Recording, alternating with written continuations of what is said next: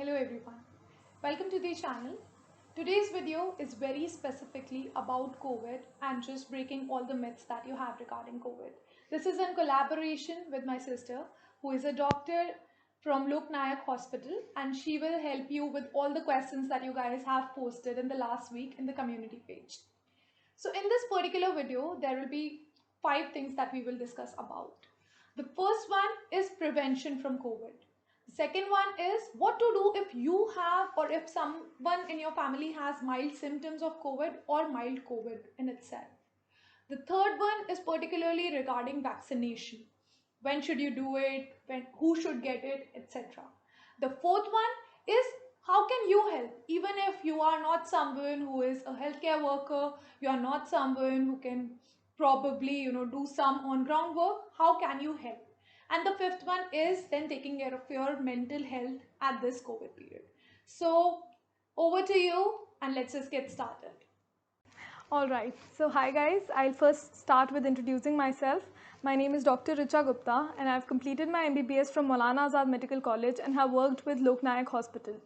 Okay, Dr. Richa. So first question would be that we all know that we should avoid going out, right, in general. But there are always items, groceries that are coming in from outside. Sometimes we also have to go out for some sort of emergency. So what are the different precaution methods that we should ensure that we know to ensure maximum safety? Alright, so firstly, I'll talk about the use of masks. I know we all know the benefits of masks since we've been using it for the past 1 year now.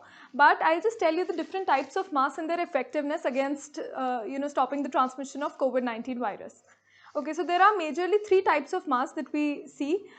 First are the simple cloth masks. Secondly, we have the surgical masks. And thirdly, the most effective, that are the N95 masks. Though the N95 masks are most effective, but many people suffer suffocation as well as they are a bit costly, so people don't use it usually. So even if you want to use the normal surgical and the cloth mask, the best technique to achieve the maximum effectivity is that you do double masking. In double masking, what we do is that we first use a surgical mask. We knot the ends while putting it on. So I'll just show it to you. So I'll just knot the 2 ends. So this is how I put it. I'll just make sure that the ends are, that the open parts are secured, and then over the top of it, I'll put a normal cloth mask. Alright, so like this, you can achieve the maximum effectiveness of masks. So so whenever you are out, just ensure that you have your double masks on. The next thing that I want to talk about is hand hygiene. Though last year we all have read a lot about hand hygiene, we still miss it out at some points in our day. So whenever you carry anything that has been outside or anything else, you just ensure that after that you practice hand washing for at least 40 seconds. Okay, now the third thing that I would like to talk about is just say a big no to self-medication. Many people ask me that can we take this medicine or this medicine. I would just like to tell all of you that just please do not self-medicate. All you can take are vitamin supplements, but ensure that you eat healthy food apart from it also. Just remember that the vitamins that you are taking are a supplement and not an alternate to the healthy food that you should eat. Got it. And just one more question. So we also get a lot of items from outside, right? And that also includes fruits and vegetables. What is the best way to sanitize them or to keep ourselves safe from any germs that might be coming from outside? Okay, so if you have got some items from the outside, if you don't need to use it right away, I would ask you guys to just keep them aside for a day or two. But if they are necessary to be used, then just spray, ensure that all the surfaces of the item have been sprayed by using any sanitizer, any spray sanitizer that you might own. Apart from that, if you know there are vegetables and fruits and all the edible items, obviously you can't spray sanitizer on them directly. So just ensure that you wear gloves, take them out and wash them properly by normal water. Okay, Dr. Richa, that was very helpful. So coming to our second question of, what if we or someone in our family has mild symptoms of COVID? For example, having cough, cold, fever. There are so many symptoms of COVID that are, just shown around nowadays that every single problem just seems like it's a symptom of COVID, right? So what should we do in that case? Okay, so firstly, I would like you all to know that having symptoms of COVID and having COVID itself are two very separate things. So don't panic. The first thing that you need to do if you develop any symptom of COVID is to self-isolate yourself. Just ensure that you have a separate room and you do not meet any family member one-on-one without a mask on. Apart from that, for all the symptoms that you have, like fever, cough, etc., you can do the symptomatic management. Like for fever, you can take paracetamol. For cough and cold, you can do saline gargles, or you can do betadine gargles, or take steam. Apart from that, one of the most important things that you should do is monitoring your vitals, which includes monitoring your temperature, your oxygen saturation via pulse oximeter, as well as your pulse rate, which is also shown in the pulse oximeter itself.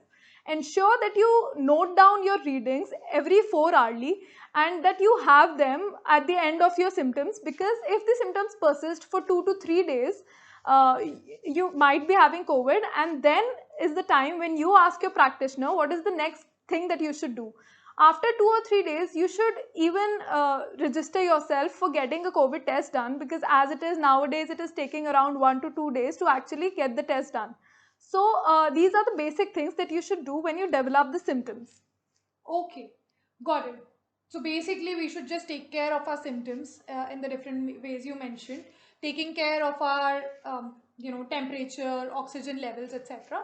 And then if they happen for around 2-3 days, then we just get ourselves tested. Yeah.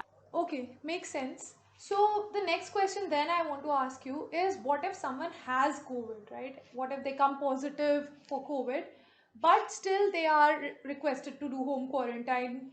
Anyways, beds are not really available nowadays. So what should you really do at home to ensure that their health is as better as it can be? Okay, so I will take that under 4 headings.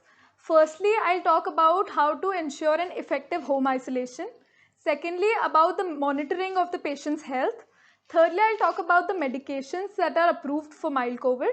And fourthly, the risk factors that when appears, the patient should be taken to the hospital. Got it. Okay, so firstly, when to say that a patient has mild COVID, the most important feature is that the oxygen saturation, which is measured by the pulse oximeter, should be more than or equal to 94%. So only if that criteria is met should a person do home isolation. So for effective home isolation, the patient should be given a separate room, should not be directly allowed to be in contact with the other members of the family. The room should have cross ventilation, because a supply of fresh air is very necessary for the benefit of the patient. Secondly, we'll talk about monitoring of the patient's health. So you should measure your temperature, the oxygen saturation, which is the SpO2, the pulse rate, as well as in general how the patient is feeling in every 4 hours. So an example of it is given here.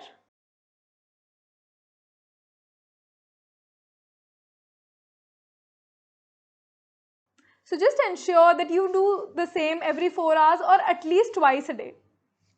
Got it. And you were saying that there are some medicines also that you can probably refer. Yeah, so obviously no medication should again be taken without prior talking to a practitioner. But still, I would like to tell you that for mild COVID, only 2 medications are there which have been approved. One of which is tablet ivermectin, and the second one is an inhalational steroid, which is taken in by an inhalator, which is known as budesonide. So apart from this, you can obviously do your symptomatic management, and no other medication is approved for mild COVID, including the drugs like remdesivir as well as tocilizumab, and should never be tried to be given at home. Got it. So only ivermectin and the inhaler medicine that you talked about, that we should take at home. Apart from that, we can take paracetamol and all the different medicines we talked about. Yeah. Got it. Makes sense. Okay, so now the risk factors that you should ensure after development of which you should take the patient directly to the hospital are first and foremost a drop in the oxygen saturation level. A fall in oxygen saturation below 94 is considered to be moderate COVID, but you can ensure to increase your oxygen saturation at home itself by prone ventilation. What prone ventilation is lying on your front, and the steps of it are shown here.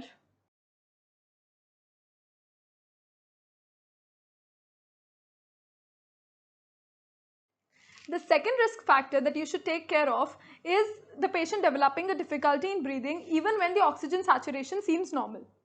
Thirdly, if a patient has any comorbidity like diabetes or hypertension, if those things are worsening, then also you should take the patient to the hospital.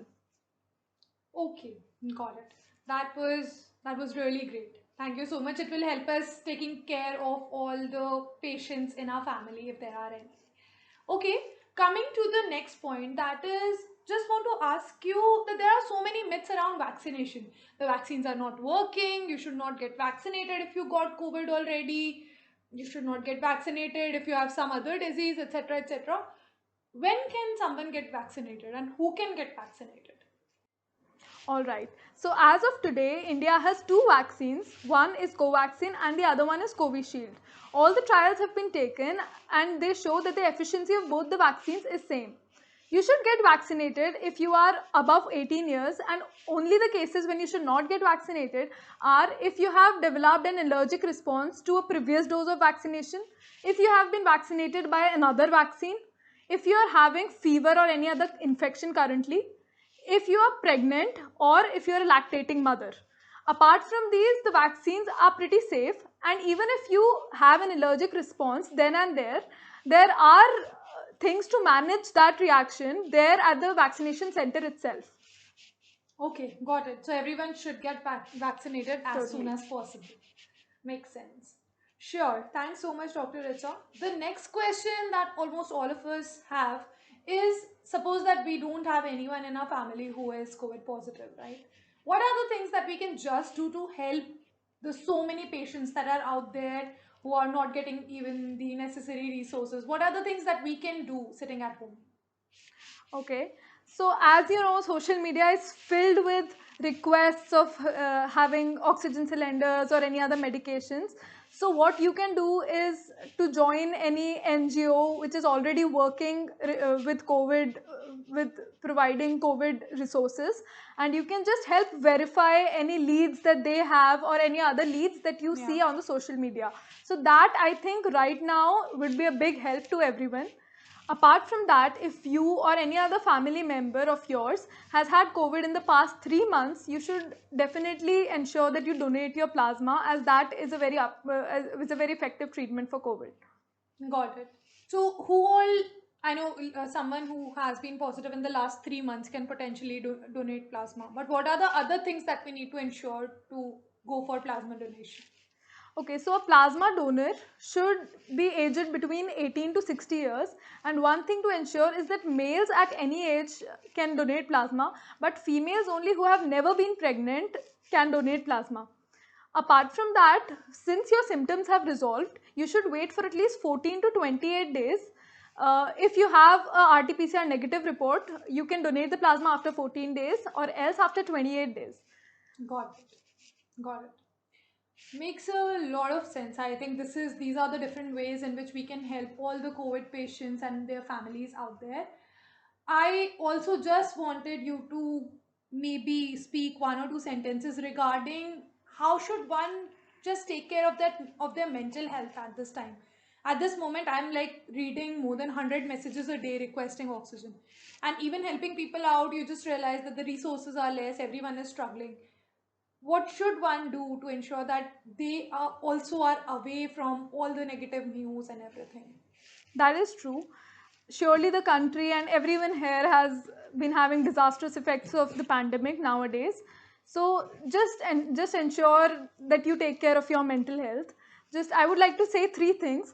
Firstly, you should stay informed, but to a limit. Like limit your checking of the daily cases and everything to a maximum of twice a day. Secondly, just know that all your conversation do not need to be pandemic based. You should not talk to everyone regarding COVID and everything. And also that you are still in touch with your friends and family all around. And thirdly, what I would like to say is that ensure that your physical exercises and meditation are a part of your daily routine. So all that helps stress come down a lot. Makes a lot of sense. I think, guys, that just taking care of your own physical health, mental health is really important, along with helping the others that are there, because you need to also be in the right state of mind. Yes. Thank you so much, Dr. Richa, for answering all of the different questions that we had. I hope, guys, all of your questions are answered. In case they are not, you can just mention in comments below, and I'll ask Dr. Richa to just answer these questions as well. Till then, Sure. stay safe, take care of everything that you can. But give yourself enough breaks, give yourself enough time to recover from the negativity that is out there, to recover from everything. Do not overwork, do not do anything that makes you even more stressed, right? So take care of yourself and your families. Keep on checking on different people and stay safe, stay healthy, guys. Let's hope that we recover from this disease very soon as a country altogether.